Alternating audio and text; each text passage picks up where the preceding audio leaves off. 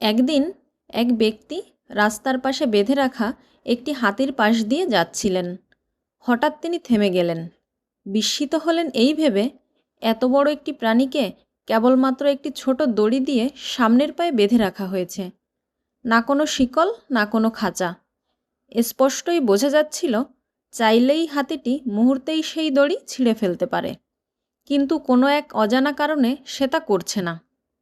কৌতূহলবশত তিনি পাশে দাঁড়িয়ে থাকা মাহুতকে জিজ্ঞেস করলেন, এই বিশাল হাতিটি পালানোর কোনো চেষ্টা করছে না কেন? মাহুত হাসি মুখে উত্তর দিলেন, যখন হাতিটা ছোট ছিল তখন আমি এই ছোট দড়িটা দিয়ে তাকে বেঁধে রাখতাম। তখন তার শক্তি কম ছিল, তাই এই দড়িটাই যথেষ্ট ছিল তাকে আটকে রাখার জন্য। বড় হয়ে যাওয়ার পরও সে বিশ্বাস করে বসে আছে এই দড়িটাই তাকে বেঁধে রাখতে পারে। সেই ভুল বিশ্বাসের কারণেই সে আর কখনো মুক্ত হওয়ার চেষ্টা করে না। লোকটি গভীরভাবে ভাবতে লাগলেন, এই বিশাল প্রাণীটি যে কোনো সময়ে মুক্ত হতে পারত, কিন্তু শুধুমাত্র বিশ্বাসের কারণে সে নিজেকে আজও আটকে রেখেছে।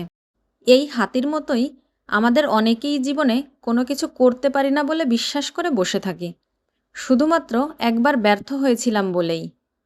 কিন্তু ব্যর্থতা শেখারই একটি অংশ, তাই জীবনের পথে কখনো হাল ছেড়ে দেওয়া উচিত নয়।